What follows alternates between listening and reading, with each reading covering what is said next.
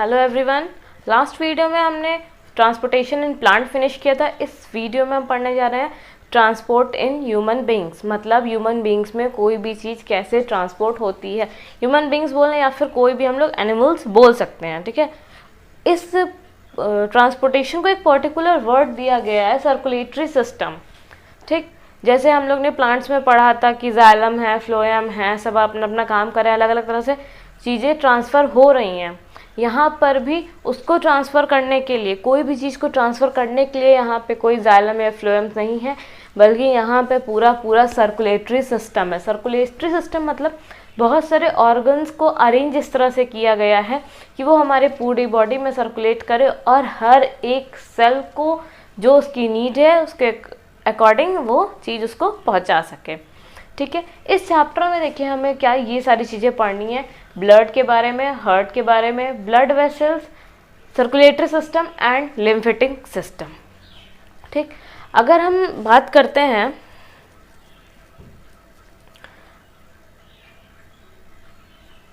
जैसे कि प्लांट्स में क्या हो रहा था, स्लो प्रोसेस था, मतलब धीरे धीरे एक एक सेल से ऑस्मोसिस होते होते पूरा ट्रांसपोर्टेशन हो रहा था। बट ह्यूमन बॉडीज़ में या फिर एनिमल्स में ये पॉसिबल नहीं है। इस चीज़ ये मैंने पहले ही आपको बता चुका है कि अगर ह्यूमन बॉडी इस तरह से रेस्पिरेशन करने लगे तो हेड से लेके टो तक पहुंचने में अप्रॉक्स 3 इयर्स लग सकते हैं किसी भी चीज़ को। तो इतना हमारे सर्वाइवल के लिए पॉसिबल नहीं है। हम लोग की जो बॉडी होती है या एनिमल्स की बॉडी होती है वो क्विक रिस्पॉन्स करती है, मतलब हमें बहुत जल्दी रेस्पिरेशन की या फिर कोई भी चीज़ की ट्रांसफ़र होने की ज़रूरत पड़ती है। लेकिन प्लांट्स में क्या होता है, वो स्लो प्रोसेस होता है, उसे बहुत जल्दी रेस्पिरेशन या फिर कोई भी प्रोडक्ट बनाने की ज़रूरत नहीं पड़ती है, क्योंकि वो ब्रांचेज होते हैं और लीव्स जो होती हैं वो सारा काम करती हैं। रेस्पिरेशन वो लोग कर रही हैं, रेस्पिरेशन इतनी सारी लीव्स है, कॉन्टीन्यूसली रेस्पिरेशन हो रहा है, तो वहाँ पे इतना सारा उनको सर्वाइवल गैस मिल जाती है कि उन्हें कोई प्रॉब्लम नहीं होती। लेकिन हमारे साथ ऐसा नहीं होता। अगर हमारे पास ये सर्कुलेटरी सिस्टम नहीं होता तो हम रेस्पिरेशन करने का भी प्रोसेस नहीं कर पाते। ये रेस्पिरेटरी सिस्टम मैंने आपको बता दिया था। आज जो हम स्टार्ट करने जा रहे हैं वो ब्लड। सर्कुलेटरी सिस्टम का फर्स्ट पार्ट जो हमें पढ़ना है वो है ब्लड। देखिए ब्लड क्या होता है, रेड कलर का लिक्विड है जो हमारी बॉडी में फ्लो कर रहा है, ठीक है। रेड लिक्विड है जो हमारी बॉडी में फ्लो कर रहा है।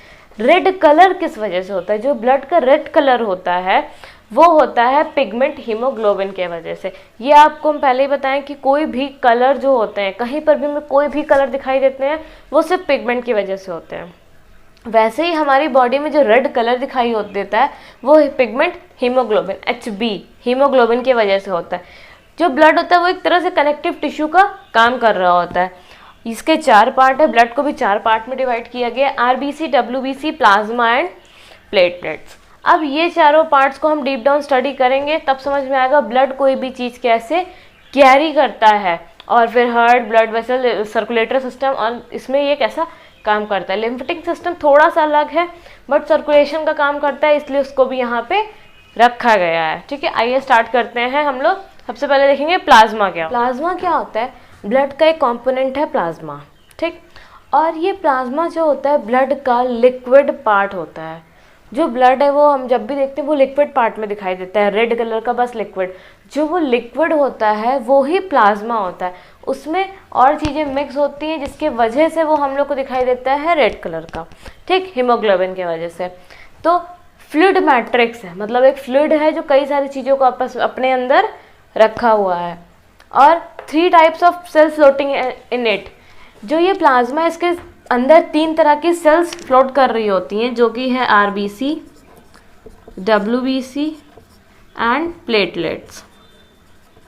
ये तीनों सेल्स इस प्लाज्मा के अंदर फ्लूइड में तैर रही होती है, मतलब इमर्ज्ड होती हैं पूरी तरीके से ये तीनों सेल्स, और पूरे से ये भरा हुआ होता है। प्लाज्मा एक कलरलेस लिक्विड होता है।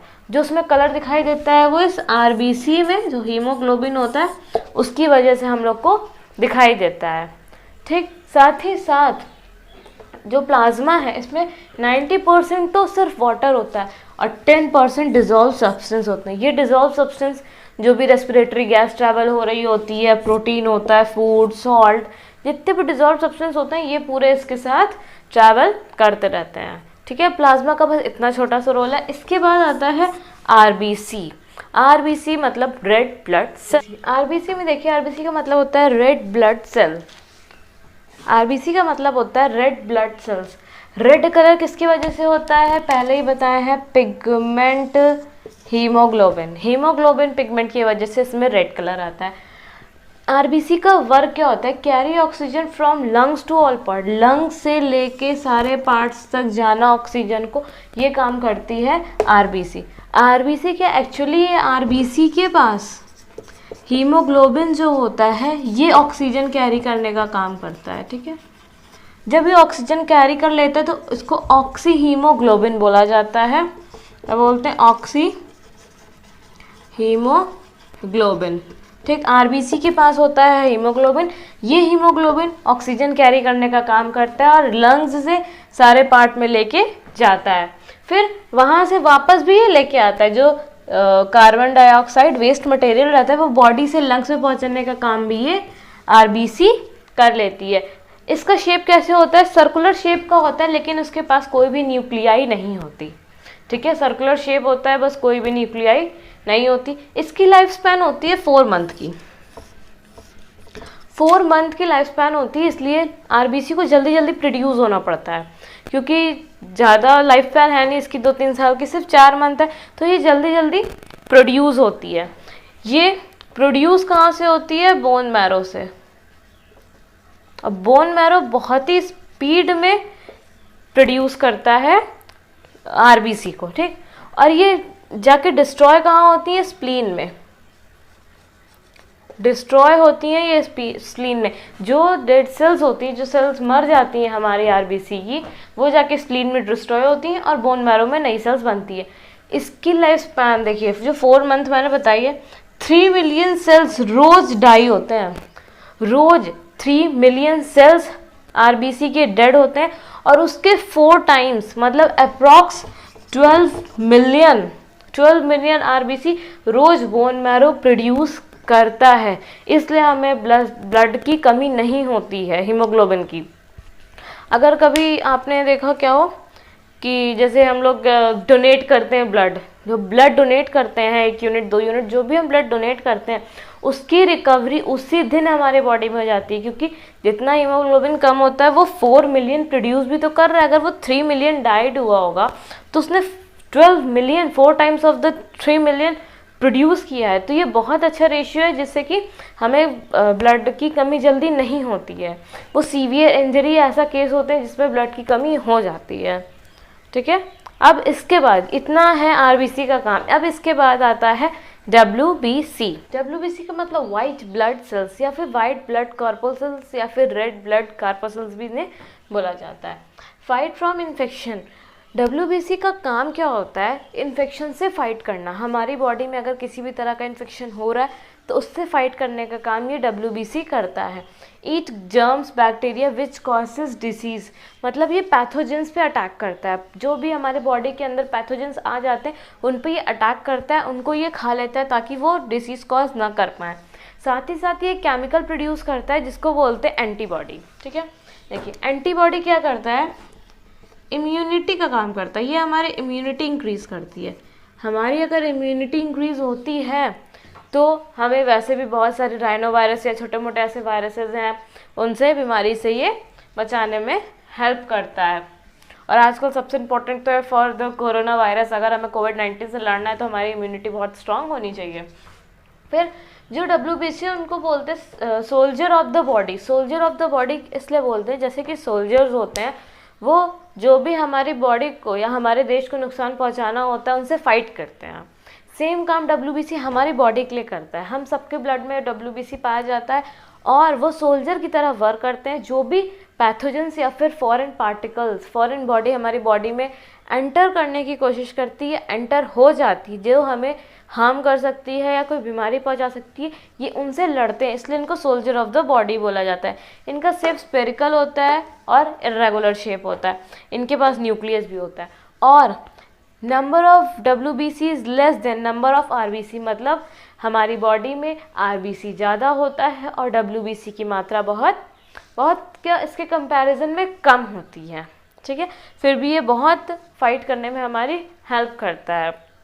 नेक्स्ट जो थर्ड सेल आती है ब्लड में वो होती है प्लेटलेट्स। अब हम पढ़ने जा रहे हैं प्लेटलेट्स, जो कि थर्ड सेल है जो कि हमारे ब्लड में पाई जाती है। देखिए प्लेटलेट्स क्या होते हैं, tiny fragment of special cells.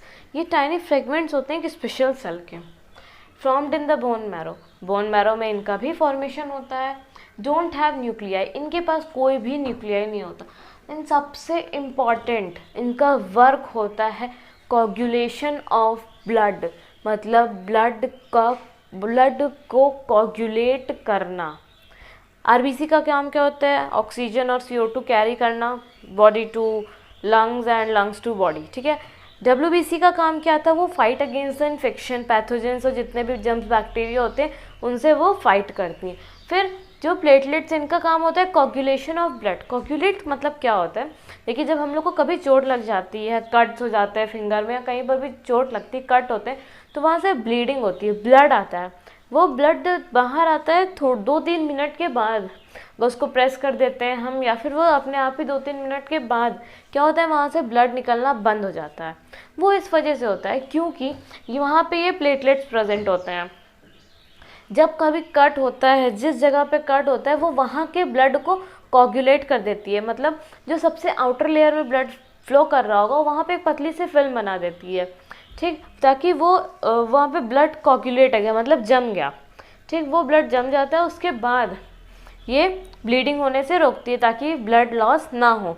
वहाँ ब्लीडिंग होने का, फिर जब कोगुलेट हो जाता है ब्लड तो ब्लीडिंग होना रुक जाती है, फिर धीरे धीरे वहाँ पे वो रिकवरी होती है, सेल्स बनती हैं, वो हमारी चोट ठीक हो जाती है। तो इसका भी बहुत इंपॉर्टेंट काम है कोगुलेशन ऑफ ब्लड, क्योंकि अगर ब्लड का कोगुलेशन नहीं होता है, हमें कहीं पे कट थोड़ा सा भी आया, हमारे बॉडी का सारा ब्लड बाहर चला जाएगा बॉडी से, और जो भी है वो इंसान मर सकता है। इसलिए कोगुलेशन होना बहुत ज़रूरी होता है ब्लड में, मतलब प्लेटलेट्स का भी अपना एक बहुत इंपॉर्टेंट रोल है ब्लड में, ठीक है। जितने भी ब्लड सेल्स होती हैं, मतलब आरबीसी, डब्ल्यूबीसी एंड प्लेटलेट्स, ये सारे बोन सेल में, बोन मैरो में मिलती हैं, इन्हें बोला जाता है स्टेम सेल, ठीक है। ये तो हो गई जितने भी सेल्स हैं ब्लड में उनकी बात। अब मेन ब्लड का फंक्शन क्या होता है, तो स्पेसिफिक सेल के फंक्शन हमने देखे, अब ब्लड का फंक्शन क्या होता है, फंक्शन ऑफ ब्लड देखिए। अब देखिए फंक्शन ऑफ ब्लड क्या क्या है। ब्लड, ये तो सब पहले सेल्स के अलग लगा, अब पूरे ब्लड का कैरीज O2 एंड CO2, ये कैरी करता है ऑक्सीजन को लंग से बॉडी पार्ट्स तक पहुंचाने में, और CO2 को कैरी करता है बॉडी पार्ट से वापस लंग में लाने के लिए, ठीक है। O2 एंड CO2 का मतलब ये एक मत समझिए, दोनों साथ में चल रहे हैं। O2 जाता है और CO2 लेके वापस आता है, O2 लेके जाता है, CO2 लेके वापस आता है लंग के पास। फिर कैरीज फूड फ्रॉम इंटेस्टाइन, जो डाइजेस्टेड फूड होता है, जब हम खाना खाते हैं जो फूड इंटेस्टाइन में डाइजेस्ट हो जाता है, स्मॉल इंटेस्टाइन में, वहाँ पे विलाई था, विलाई में ये एब्जॉर्प्शन होता है और वहाँ से डाइजेस्टेड फूड लेके ये सारे बॉडी पार्ट्स में चला जाता है। फिर कैरीज हार्मोन्स, इंडोक्राइन ग्लैंड में से जो हार्मोन रिलीज होता है वो इंडोक्राइन ग्लैंड के पास जाके हार्मोन्स लेता है और फिर बॉडी में सर्कुलेट करता है, फिर जिस हार्मोन को जहाँ पे जरूरत होती है वो वहाँ पे उसको रिलीज कर देता है। Carry waste product like urea, liver से यूरिया जैसा वेस्ट प्रोडक्ट निकलता है, वो ये लिवर से लेके किडनी के पास लाता है ताकि एक्सक्रीशन का प्रोसेस हो सके। प्रोटेक्ट फ्रॉम डिसीज, इसमें WBC पाए जाते हैं, इसलिए डिसीज से हमें प्रोटेक्ट करता है। रेगुलेट्स बॉडी टेम्परेचर, ये हमारा बॉडी टेम्परेचर रेगुलेट्स करने में हेल्प करता है, मतलब 37 डिग्री पे सेल्सियस पे कांस्टेंट टेम्परेचर बनाने में हेल्प करता है, ठीक है। ये हेल्प कैसे करता है, हमारी स्किन के अंदर जो वेन्स गई होती है उसमें ये ब्लड फ्लो करता है, तो वहीं पे इस तरह से बॉडी का टेम्परेचर हमारा मेंटेन रखने में ये हेल्प कर पाता है। ये सर ब्लड का पार्ट था, फंक्शन ऑफ ब्लड। यहाँ पे आपका ब्लड वाला पार्ट फिनिश हो जाता है, मतलब हमने ब्लड पूरा कंप्लीट पढ़ लिया है, ठीक है। और कुछ चीज़ें होती हैं जैसे कि ब्लड ग्रुप वगैरह, वो इसमें नहीं है, फिर भी अगर आप देखना चाहते हैं तो देख लीजिए। ब्लड ग्रुप होते हैं 4 तरह के, A, B, O, A, B, ठीक है। जो O ब्लड ग्रुप होता है इसे बोला जाता है यूनिवर्सल डोनर। जो AB होता है इसे यूनिवर्सल रिसीवर, ठीक है। ये इनके नाम दिए हैं, यूनिवर्सल डोनर और यूनिवर्सल रिसीवर। ये किस लिए होता है देखिए, ये प्लस और माइनस भी आपने सुना होगा, ए पॉजिटिव या A negative blood, B positive B negative, O positive negative, A B positive और नेगेटिव। चारों ब्लड ग्रुप में पॉजिटिव और नेगेटिव दोनों होता है। पॉजिटिव और जो नेगेटिव होता है वो RH फैक्टर से देखा जाता है। जिस ब्लड ग्रुप में RH फैक्टर होता है वो पॉजिटिव, जिसमें नहीं होता है वो नेगेटिव होता है। ये यूनिवर्सल डोनर होता है, मतलब ये जो ऑक्सीजन है वो ए को, बी को, सी को, ए बी किसी को भी ब्लड दे सकता है, ठीक है। सब किसी इन चारों में से किसी को भी ब्लड देगा, लेकिन ले सकता है सिर्फ ये ओ से ओ लेगा, ओ दे किसी को भी सकता है, इसलिए इसको यूनिवर्सल डोनर बोला है, सबको देने वाला। फिर ए बी जो होता है यूनिवर्सल रिसीवर, जो ए बी होता है वो ए से भी लेगा, बी से भी ले सकता है, ए बी से तो लेगा ही लेगा, और ओ से भी ले सकता है, लेकिन देता किसको है, सिर्फ ए बी को, ठीक।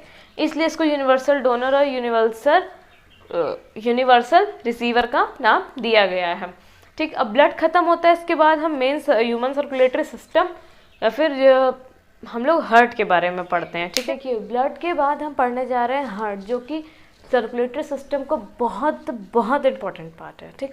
हार्ट क्या होता है, एक मशीन के जैसे वर्क करता है जो पंप और पुश करने का काम करती है। जैसे मोटर होता है वैसे काम करती है, पुश करने का काम, ठीक है।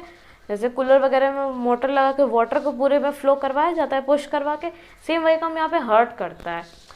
Pull pump and receive the blood, pump करता है, ब्लड को पुश करके पूरी बॉडी में भेजता है, और फिर वापस रिसीव भी करता है ब्लड को, ठीक है।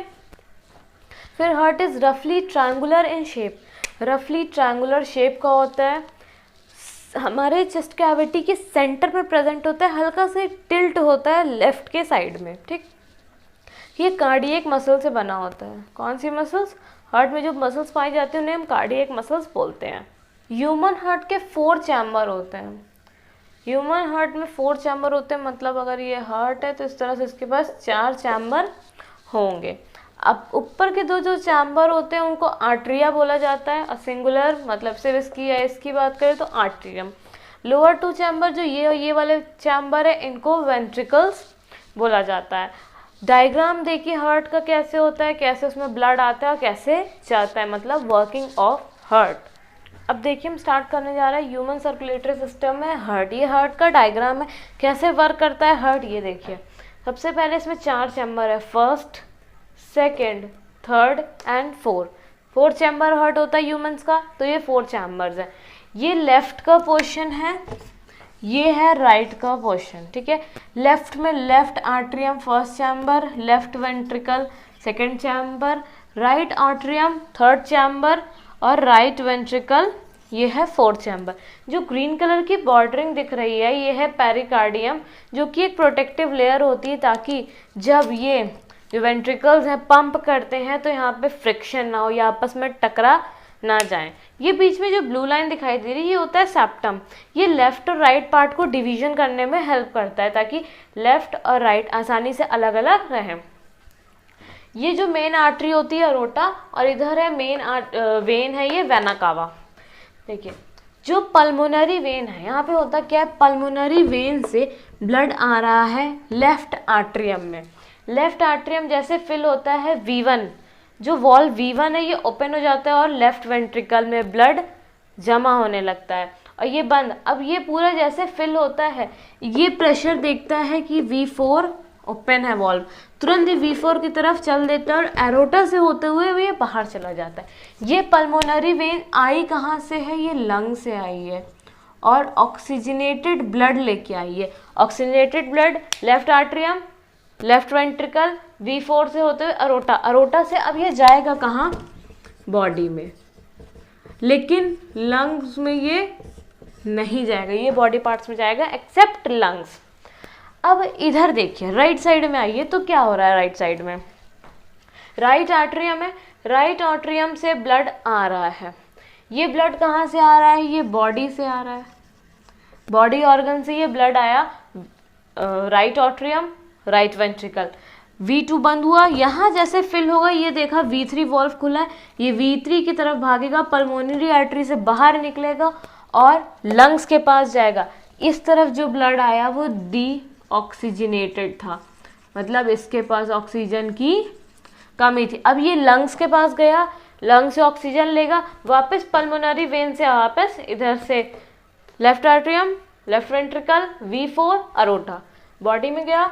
अब इधर बॉडी से फिर वापस आया और इधर जाके लंग्स में, फिर लंग्स में। ये प्रोसेस लगातार चलता रहता है, ठीक है। ये इस तरह से क्या हो गया, ये हार्ट की वर्क करने का तरीका हो गया।